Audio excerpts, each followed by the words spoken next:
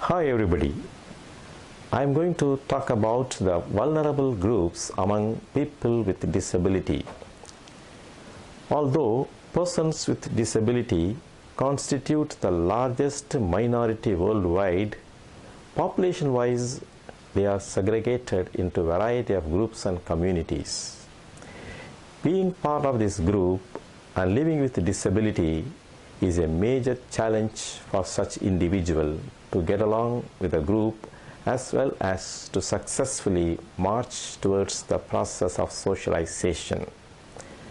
It is also a known fact that being part of the group which is more vulnerable to the threats of the social environment poses greater challenge to the individual member living with disability. Some of the vulnerable groups which include persons with disability are children, women, adolescents, youth, elderly, refugees, migrants, displaced populations, and indigenous communities. Despite the fact that the Constitution provides rights and equal opportunity, many times the persons with disability found within these vulnerable groups are denied their rights and undergo worst forms of human rights violation, exploitation, and abuse.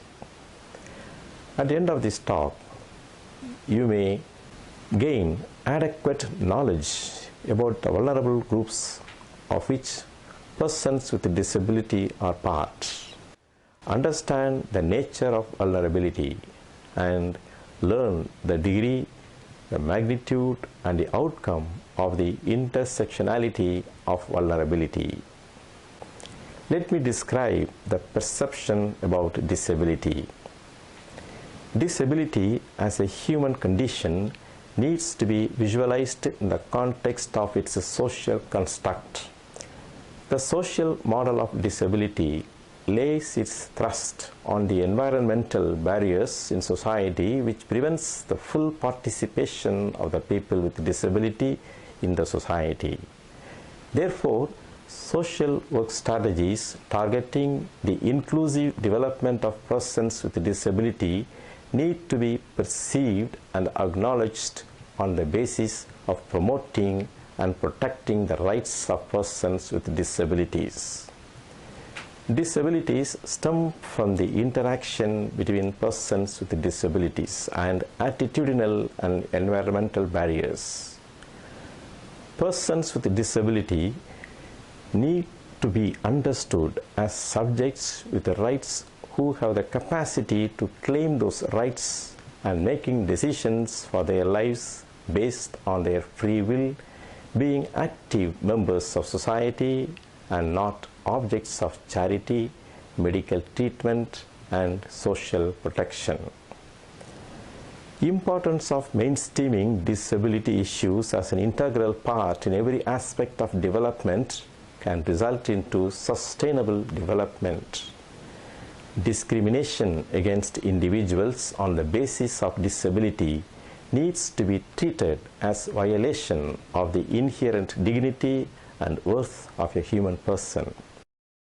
There is a need to promote and protect the human rights of all persons with disability, including those who require more intensive support. Despite the various instruments, provisions, and undertakings, persons with disability continue to face barriers in their participation as equal members of society and violations of their human rights in all parts of the world. Persons with disability are entitled to exercise their civil, political, social, economical, and cultural rights on an equal basis with others.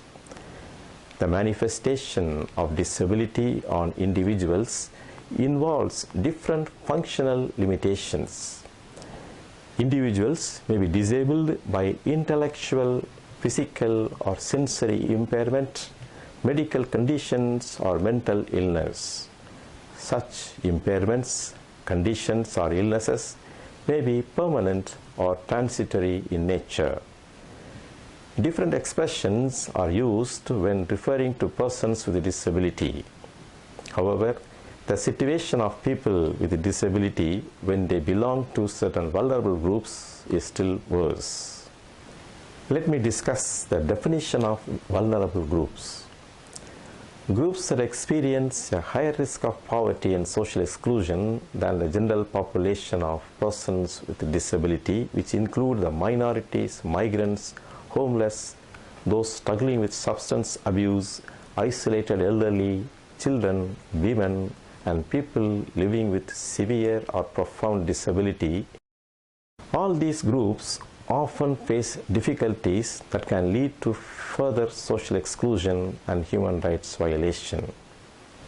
Types of persons with disabilities belonging to these vulnerable groups in India are children with disabilities, women with disabilities, adolescents with disabilities, youth with disabilities, elderly with disabilities, refugees living with disabilities, migrants living with disabilities, displaced people living with disabilities, Dalits living with disabilities, and indigenous people living with disabilities. Let me discuss about the children with disabilities. According to the Government of India estimate, 1 in every 10 children is born with or acquires a physical, mental, or sensory disability. India is probably home to millions of children with disabilities. More than 75% of disabilities are preventable.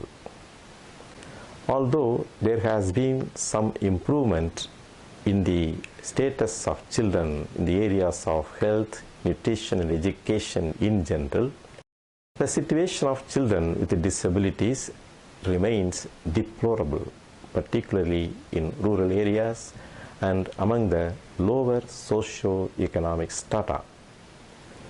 Feticide and infanticide are more in case of children, particularly girl children with disability. Also, gender discriminatory feeding and health care practices within the home render the girl child more vulnerable to ill health and acquired disability compared to her male counterparts. UNESCO estimates that 98% of children with a disability in developing countries do not attend school. The first 6 years in a child's life are crucial. It is in these years that the physical, cognitive, language, and social development of the child is at its peak. Investment in early childhood health and education is therefore essential. Although various horizontal and vertical health programs of the state, such as the National Health Policy, Integrated Child Development Services Scheme, and National Iodine Deficiency Control and Vitamin A supplementation programs do focus on prevention of childhood disability, their impact on overall decline in the incidence of disability remains minimal. Disability continues to fall in the area of social welfare. While efforts are on to bring it into the rights arena, there is still a long way to go. Various groups of children, including those physically and mentally challenged, juvenile offenders, destitute children, and minor drug addicts, are particularly disadvantaged because of their social, economic, physical, or mental condition. Children with disability must cope with all the physical changes, emotional anxieties, and social conflicts of their non-disabled counterparts in addition to those produced by their own disability. Along with the physical and communication-related limitations that their disability places on their daily activities, they constantly face discrimination and economic and educational deprivation. When poverty, physical neglect, and social marginalization intersect, the impact on the disabled girl child can be devastating. Since women embody family honor, disabled girls are kept hidden away at home by families and denied the basic rights of mobility, educational opportunities, and employment. They are viewed as asexual and dependent. Similarly, experiences of men with a disability that lead to poor mobility and stressful conditions are also denied of basic rights to mobility, education, and employment. There is an overrepresentation of disabled boys in education, both in special and mainstream schools. According to UNESCO, about 99% of girls with a disability are illiterate. Due to differential gender-based role expectations, education is not considered a priority for girls with a disability. Dropout rates for disabled girls are higher than for the disabled boys. Parents become more protective and restrictive, especially after a disabled girl reaches her puberty. Traveling to school is a huge problem since, besides transport difficulties, the danger of sexual abuse and violation looms large.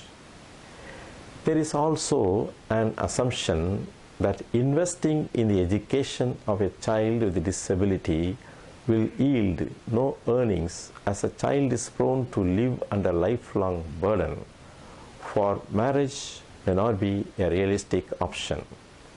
It is therefore considered as economically unsound to invest in the girl child's education or vocational training.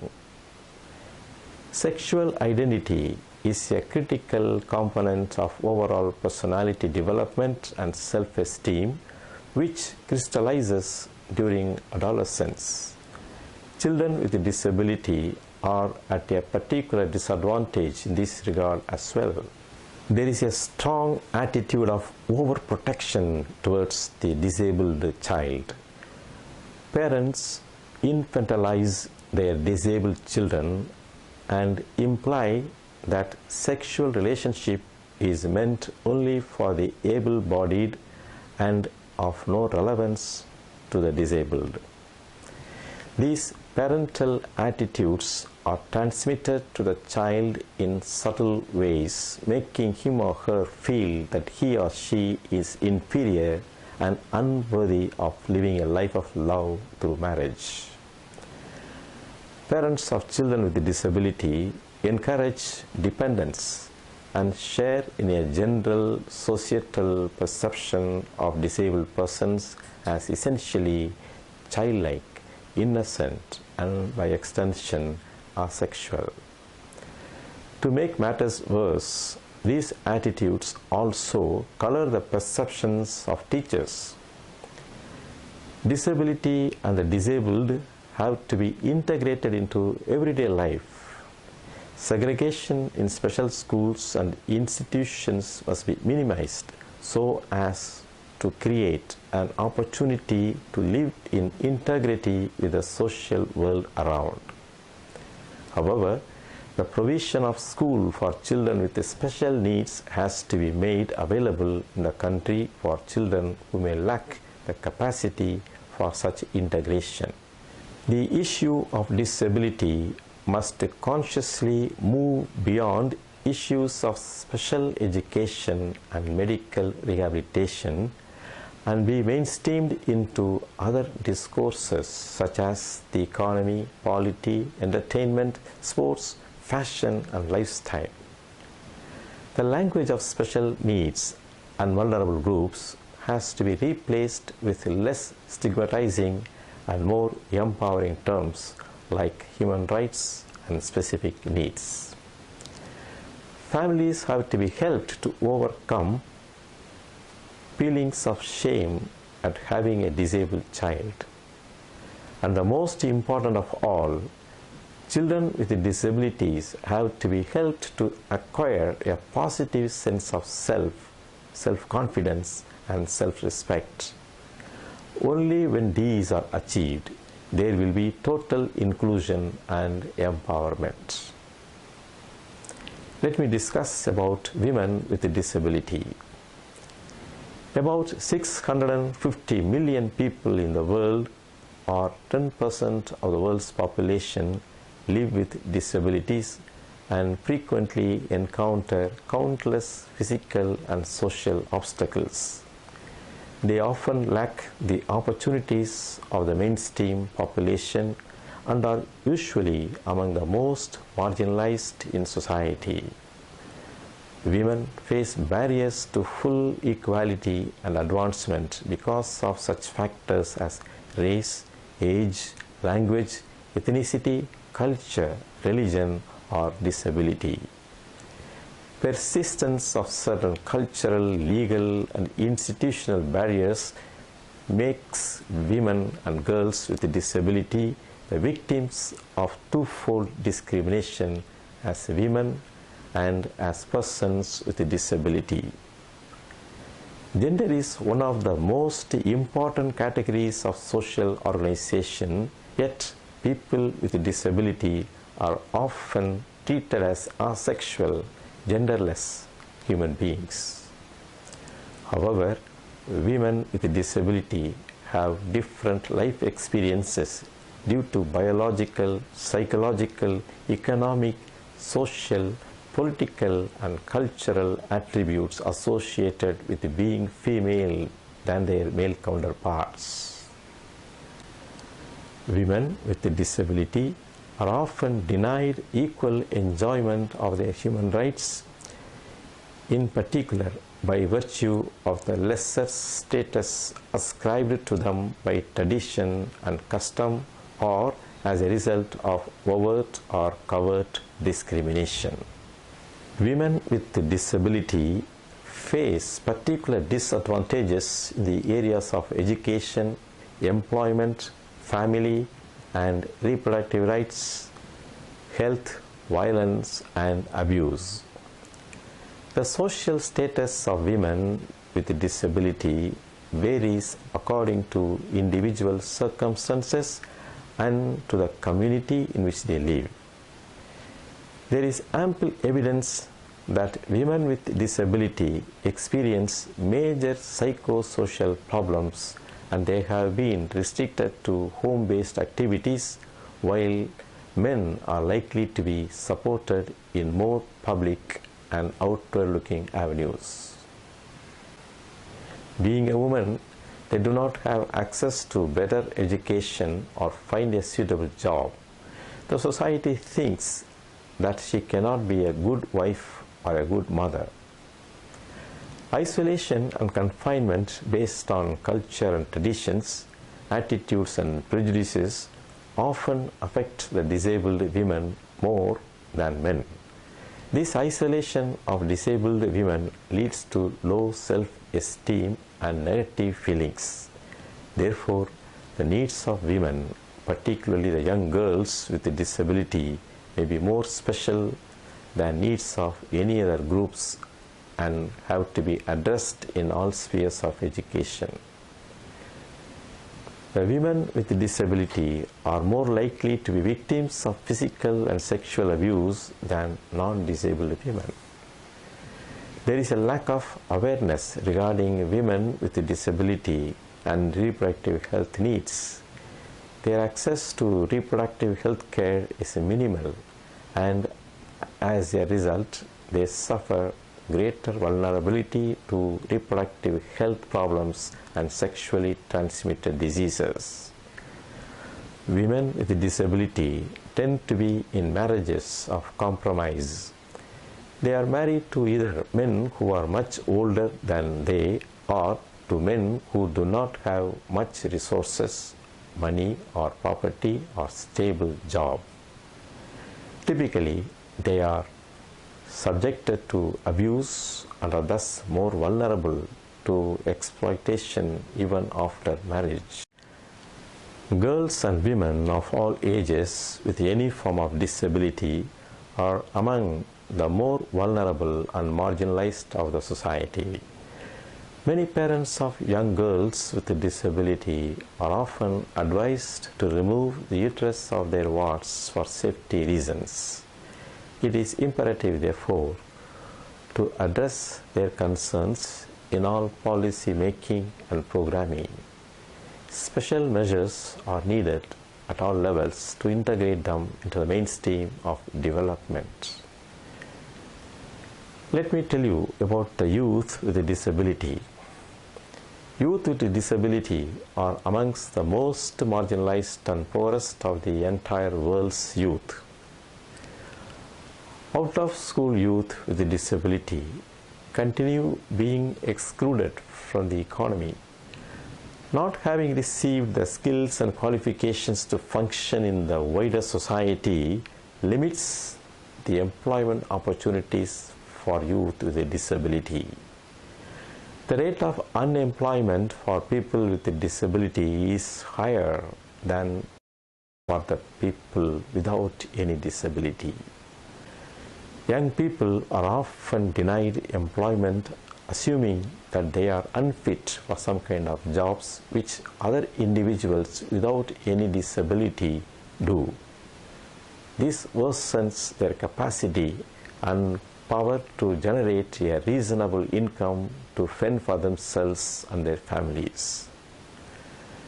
Young women and men with a disability commonly face more discrimination and severe social and economic disparities as compared with the youth without disability. Exclusion, isolation, abuse, as well as lack of educational and economic opportunities are the common experiences of the youth with disability. The basic rights of youth with disability are not well met, and full societal acceptance is often out of reach. Like adults with a disability, the youth with a disability do not enjoy the same human rights or equal access to goods and services which their peers without disability enjoy. Sexual relationships are difficult to manage, and having a disability adds further dimension to them. In most places, society incorrectly believes that youth with a disability are asexual. They are deprived of entering into social institution of marriage and family. Their conjugal rights are denied. Young people with a disability are several times not understood. Their capacities are never respected. As a result, they continue to lead a life of isolation with extreme stress and depression. Efforts should be taken to include the youth with a disability in the mainstream. Their rights need to be respected. They should be treated with dignity, and equal opportunities need to be given to them as a token of inclusion. Let me discuss about the elderly people with a disability. Elderly people living with a disability are at increased vulnerability. Elderly persons with a disability do not have anybody to care for and support in the context of the globalization and nuclear family system. The poor socio-economic status that prevailed during their younger days continues to assail the elders as they grow old. Social security and the pension scheme made available for such elders are insufficient. Elderly persons often have a variety of health-related problems. Lack of access to the health-related services and the substandard quality of the service provided in rural hospitals add to the physical ailments and mental agony of the elders. In many circumstances, the reservations made for the elders continue to remain ignored. According to World Health Organization, illness in older people with disability is often ignored and is dismissed as an inevitable part of the aging process. As a result, they are less likely to seek or receive the same support and services which younger persons with disability may be able to avail. Moreover, the elderly persons with disability find it extremely difficult to manage between various crises arising out of aging and disability. The elders with disability, particularly in the rural areas, are left behind by the young members of the family who are forced to migrate in search of livelihood, and they are therefore left with nobody to care for them. Older people with disability experience double discrimination relating to their age and disability status. They do have difficulty in engaging in social and economic activities. The life conditions of the elderly with disability seem to be clearly determined by complex intersection of caste, social status, gender, and disability. All these factors carry fair amount of disadvantages, creating multiple marginalities. Let me sum up. Despite the various instruments, provisions, and undertakings, persons with disability continue to face barriers in their participation as equal members of society and violations of their human rights in all parts of the world. There is a need to promote and protect the human rights of persons with disability, including those who require more intensive support. Children with disability, women with disability, adolescents with disability, youth with disability, elderly with disability, refugees living with disability, migrants living with disability, displaced people living with disability, Dalits living with disability, and indigenous people living with disability are considered as more vulnerable among the vulnerable section of the society. Let me sign off now and hope to see you in another session. Thank you.